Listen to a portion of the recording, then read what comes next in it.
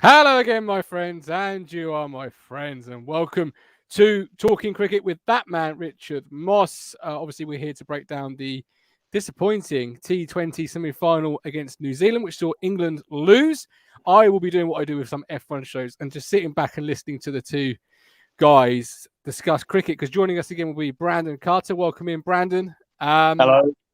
Rich, put your name on the tin, so you take over, my man. Talk to Brandon. I'm looking forward to hear what went wrong, because I'm hearing Jordan, I'm hearing Jew, you're saying no. So take it away, and I'm looking forward to. Well, I take it everyone at home watched the game. That for what do you reckon, Brandon? 70% of the game, do you think we were on top?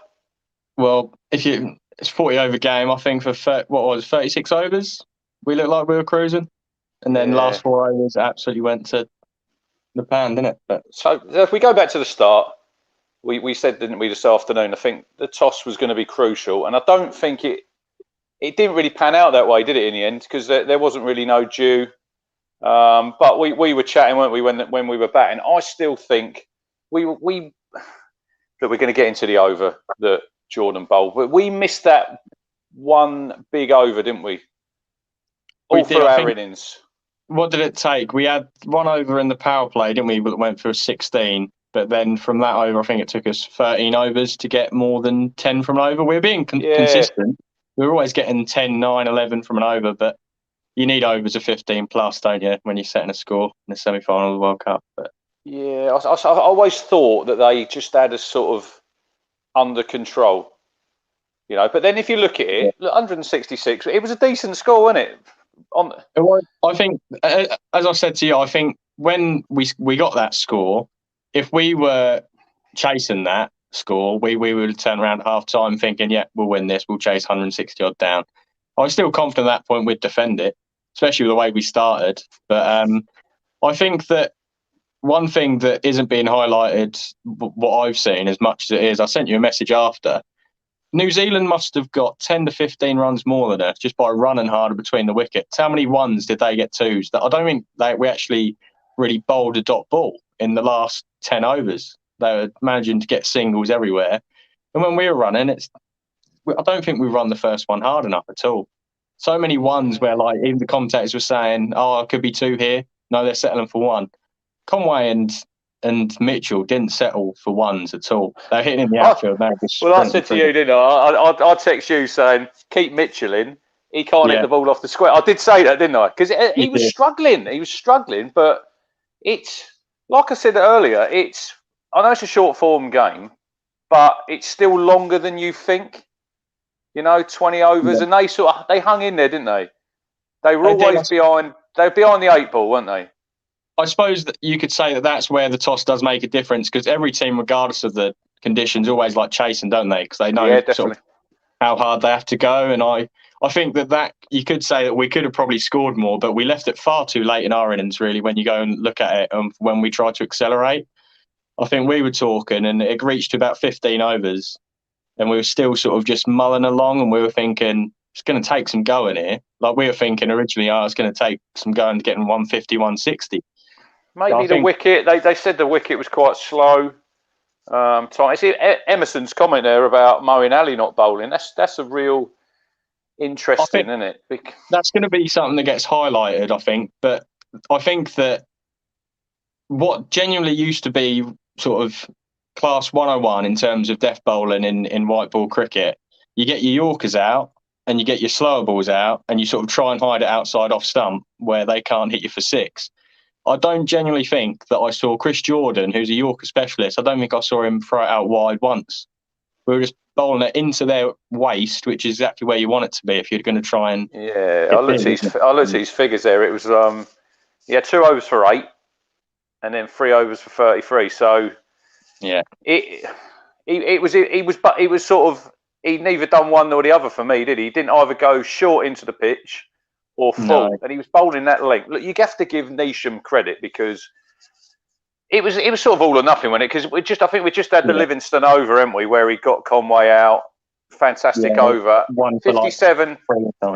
57 off 24. You think if he bowls even half decent over there and goes for 10, 12, you're still going to need 45 off 18 balls, and you think it is job done. But yeah, we did say before in this form of the game, it is these games can turn around in just a few balls. they're won in moments, aren't they? I mean, Yeah. you look at the previous 2020 World Cup final when we lost. That was a moment of class by Carlos Braithwaite, wasn't it? And I messaged you saying that it's going to be a Braithwaite moment that loses us this game. You'd still say in that final though, Brandon, that the over that Stokes bowled, he was bowling them. They call it, didn't they? When they put that pitch mat up, and he bowled literally all of them balls there, didn't he? Fair enough, he's hitting for six. In white ball cricket, you don't want to bowl it at the length that you want to bowl it in red ball cricket, isn't it? Which is strange because you want to pitch it up. It was interesting. He went round the wicket for me. Left-hander, I would have thought you bowl it across him. Exactly, and that's what I mean. Think about if they're trying to get, at that point, it was something like 15 and over, wasn't it? If you play an offside field, if you get 3 people out on the offside, I don't think Mitchell or Neesham are good enough cricketers to play inside out over cover. Well, so they were big boundaries as well, weren't they? They the wicket there. If you're making them hit through the offside to a wide short balls, they can't hit it for 6. They could absolutely cream it and get 4s. But you're 2 runs better per ball if they do that. And I just genuinely think that on this occasion, Morgan's analytical sort of view of games, it didn't work, did it? They obviously thought that the way to win was putting into the pitch and at their body. The only person that worked for is Mark Wood, but he bowls 10 miles per hour quicker than the others. Yeah, I think he did lose the plot a bit, Jordan, didn't he? He was in that moment, and I think he'd just gone because what did he bowl? He bowled 2 wides. Yeah, he bowled one good ball. He bowled one good ball, and it was the ball he tried to bowl Yorker, which once again it was a good ball that they managed to pick up a single to when they hit it straight to the fielder in the infield. And but then if we look, the catch that Bairstow takes, great catch. You know, I know it's if buts and maybes, isn't it? If he'd have literally released that ball about a second earlier, we're probably sitting here and it's a different result, and England are probably in the final. But when it went to, I'm older than you. I always used to remember like one day cricket, and you get 200 in a 50-over game. They'd say, "Oh, that's a good score." Like 400 now. When it went down to 34 off like 3 overs, I thought the game's gone. The game is gone because 11 and over nowadays, the way they hit the ball, and you see Mitchell when he creamed Wokes for 2 6s there. But they were saying about him, he ain't really. It was only they sort of tried him, I think, in a couple of warm-up games, didn't they, to open the batting. I thought, keep this guy in. He's not hitting it off the square, and then all of a sudden he sort of start tonking it. I thought Conway batted well for them because we got them 2 early wickets. Yeah, he looked like the best bat. I think that Conway was scoring runs when England were on top and we were bowling well. Just showing on telly again. Yeah, I think Neesham and Mitchell sort of just came off, didn't it? Everything was coming out the middle of the bat, or everything was hitting the gap. I don't know how many times Neesham sort of swung and it bounced in between Livingston and Bairstow, between long on and mid wicket in the deep. It's one of those ones, isn't it? Mitchell top edged a couple of bounces from Wood. Stroke the keeper against Wood. Yeah, and another day those go to hands, don't they? But I think it was do or die. Like you say, that over there, he had to go for it, because if it had gone another over in, you got 3 overs, you need 40 odd 50. You're not getting them. That over, it changes the game, didn't it? It turned the game on its head. As you said, 11 and over is nothing. I think they always say, don't they, the barrier where it starts to turn towards a bowling team is when it's 12 and it's 2 runs a ball. That's normally when they sort of say that it sort of swings towards a bowler's favour. And it was going up a run, like a run and a half every over, to the point where it was at 15 before that Jordan over. And then, but then look, like Emerson says there was that other one where he flicked it back. Jordan, it's just hit the sponge. That's another one. Yeah, it's fine margins, but I suppose we got the rub of the green in the 50 overs, didn't we? I've got nothing against New Zealand. I like them. I said before. I hope they win it. They win it. I really do. But it's just frustrating when I think our batting. I do agree with you there. I said to you, I think I sent you a text. Livingston, I'd have had him in earlier. Peterson was on there, I think, before the game, saying he'd have him higher up the order, because someone like him, what did he get? 17 off 10 balls. Yeah, I think if you look at, although you see Moeen Ali, Milan, Mitchell, Conway sort of all getting big runs, you could arguably say that the best 2 innings that were played were Livingston and Neesham, because it's all about strike rate in 2020, isn't it? It doesn't really matter how long you're at the crease.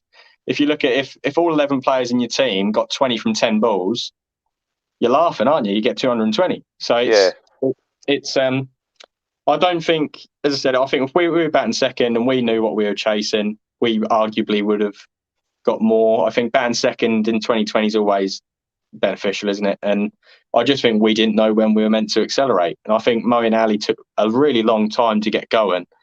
I understand. I think he's a better bowler than batsman in white ball cricket, especially for England. And I think that he was getting a lot of plaudits sort of from Nasser Sain and a couple of the other commentators about his batting today. But it just took him, we accelerated too late, whether that's him or the team's plan. We still had wickets in the tank. Morgan faced 2 balls.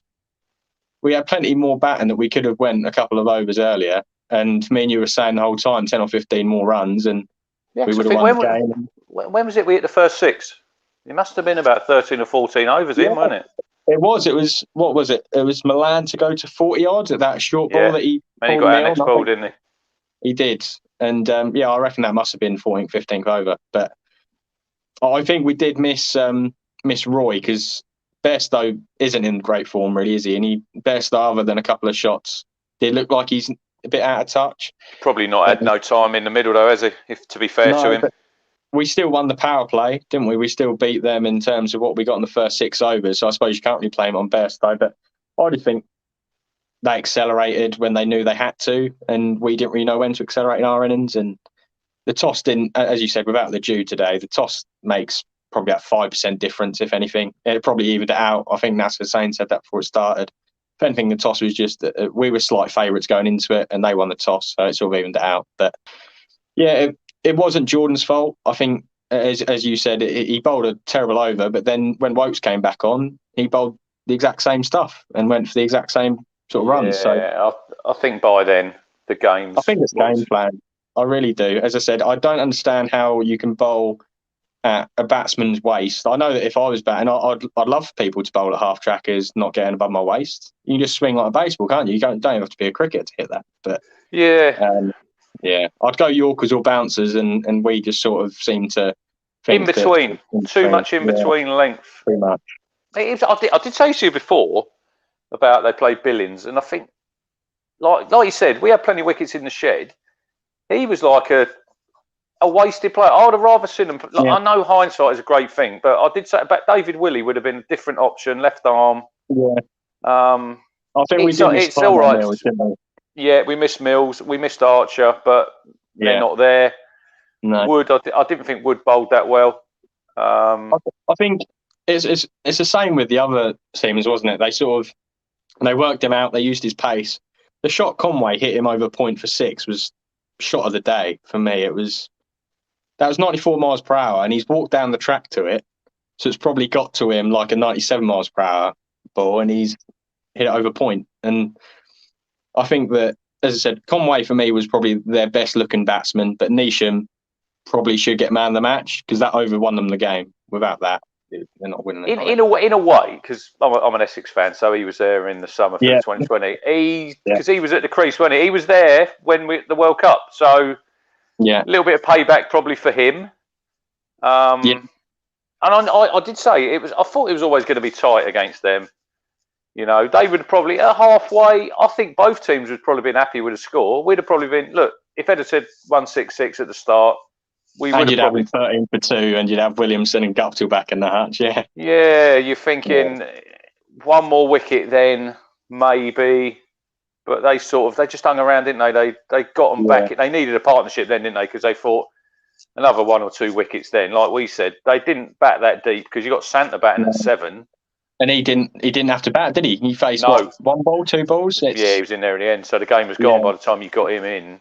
If the partnership Conway and Mitchell played they needed that, didn't they? I think, and that's where the teams were different. They had to sort of stick in and sort of had to go a bit probably earlier than they wanted to. And we had that's where I think that we've lost. We have so much more batting, and we just have to go earlier. I think that's where it comes down to. And then just basics bowling. Just bowl Yorkers. Bowl wide. Like bowl full and wide. They can't hit you for 6. Well, it was interesting when Livingstone was in, they kept trying that, didn't they? Getting it wide, because that 6 that he hit. He does that. It's sort of like it's a flat battered swipe, isn't it? It's sort of like he's playing a sweep straight down the ground. It is absolutely crunched it. Do you reckon he could play Test cricket? I was trying to look into it. I'm upset in a way that he's not in the Test squad, because I think one thing England aren't really blessed with in red ball cricket is a spinner. I think the best spinner we've got is Jack Leach, and we don't really like him because he doesn't offer the best balance because he doesn't have a bat. And I was thinking, driving to and from Colchester before I came on, I was thinking you could genuinely put him at 7 and then not have to worry about having a spinner in, because the headache we've got now, I think I told you that over message, I genuinely think Chris Wokes could be one of the most talented cricketers I've seen in the world right now, because he's just good at everything. And you have him, Anderson, Broad, and really playing Australia, you need someone like Wood for his pace, otherwise you're just too one-dimensional. And you can't have them all in the team unless you're either using Root or someone like Livingstone as your spinner. And yeah, I personally would have put him in there, but I don't know whether it's too late now to put him in. It could have been a lot of. I suppose now they've got Stokes. You know, he'll be definitely back in this. I see they said today, Silverwood saying that they'll give him time. Look, he'll be bang. He'll be playing straight back in the team. Yeah, but Jack Leach, is Jack Leach going to run through Australia in Australia? No. Is he going to? None of our spinners are though. No, I think the job our spinners had, and what arguably our spinners' job has always been, other than the time when Graham Swan was at his best, our spinners always just been a case of giving our seamers a rest, hasn't it? Moeen's had a couple of good series, but we haven't had a good spinner other than Swan. We just haven't. And I think that you're going to be relying on the ability of taking wickets with a new ball, because I don't really think Australia's top order is all that great.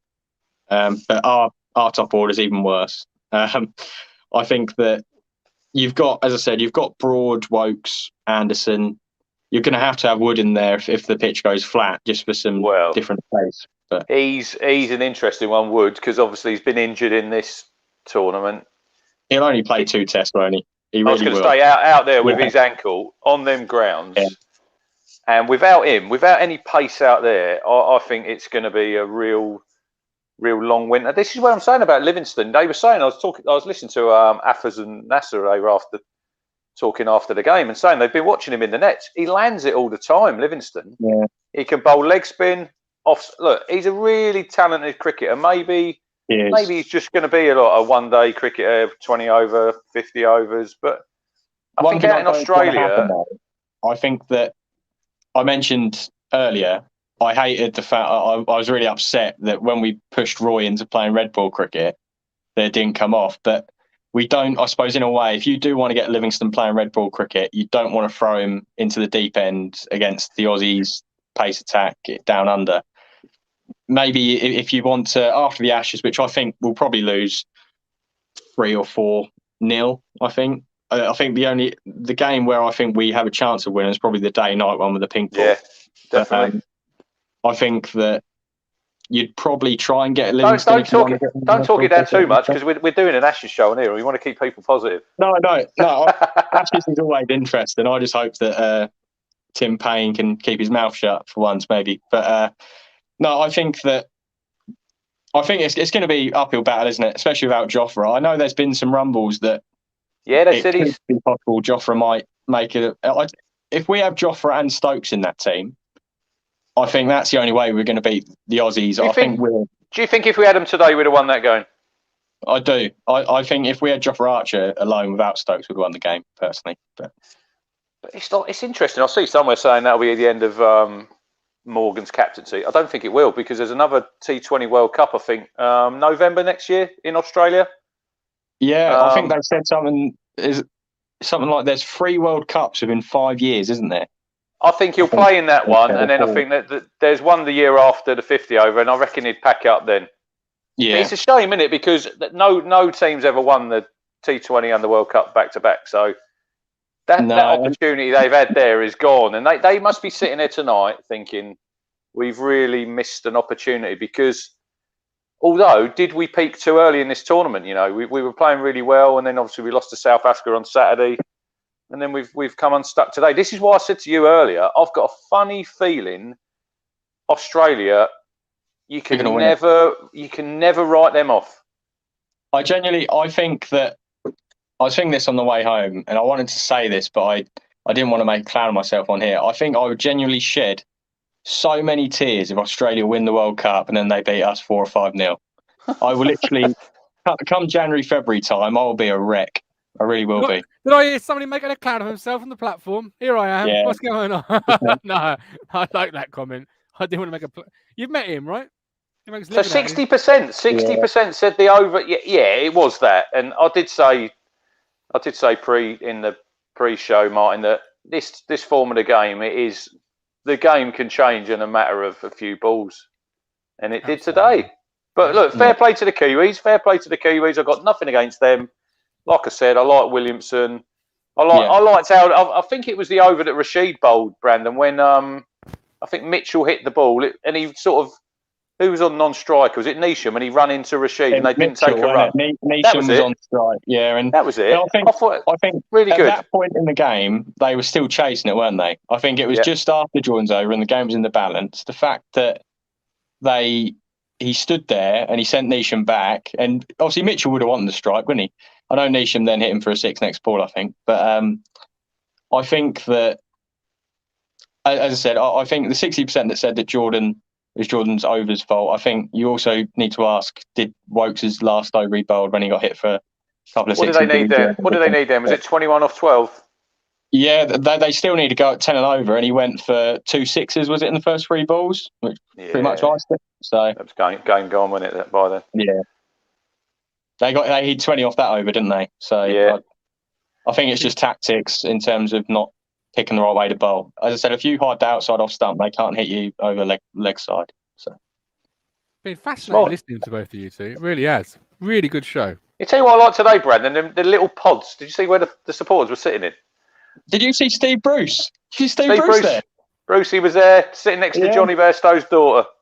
He's a cricket fan, isn't he? Yeah, he's obviously not having any interviews for manager jobs at the moment, is he? If you've got 8 million in the bank, if you've got 8 million payoff, Martin, you'd probably be off around the world, wouldn't you? Get a bit of sun. I wouldn't be in England watching cricket. I'd be, in the Caribbean. I'd be somewhere nice and warm. When do you think it's going to be announced that Steve Bruce actually resigned to go and watch England win the World Cup and then watch us get knocked out in the semis instead? Didn't fancy it. Yeah. Great show. Colin Plum says Brandon is quality. Absolutely. Round it up then, I guess. Obviously, New Zealand and we don't know if Australia will be in the final just yet, do we? But I was just going to say, Martin, if anyone's watching who wants to get involved with like the Ashes, we're going to do some Ashes shows, or anybody knows any sort of ex-cricketers or has some contacts, get in contact with us. Because look, we want to get more people involved in this. Brandon's reached out, and I think he's been really good. Look, he's not been on before. Fantastic that you've joined us, but. The more the merrier, we say. 100%. The more people, the less I got to speak, which is even better. Particularly when it comes to cricket, because I don't know my onions just yet. So absolutely, well said. Well said. Are we going to do a final preview or review, or we're not going to bother now that the? We could do a final. We can do a little review and a. Should we give player ratings? Review? We give player ratings. We could do player ratings. Only takes 2 minutes. Jordan. Start at the top. Yeah, absolutely. Butler and Bairstow, is it? Yeah. I'd give Butler. His strike rate was decent, wasn't it? So maybe a 6. Yeah, I was just hoping he was going to hang in there a little bit longer because he was just about to get going. Yeah, give him a 6. Bairstow's probably a 5. He's a bit unlucky with that shot. It was a great catch by Williamson, Brandon. He's got if he'd have, it's like 2 or 3 yards either side. It's a boundary. He should have gone over him, I thought. It was 3. David Milan. I would only give him a 6 because I think he scores too slow.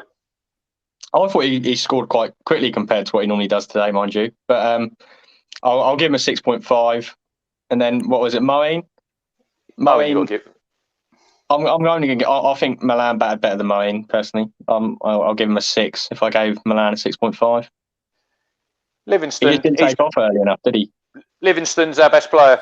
But he just needed more balls. Like I said, he needed more balls because he could have done that. We could have got 180 if he was in 2 or 3 overs earlier. I'll give him an 8 because his bowling was superb.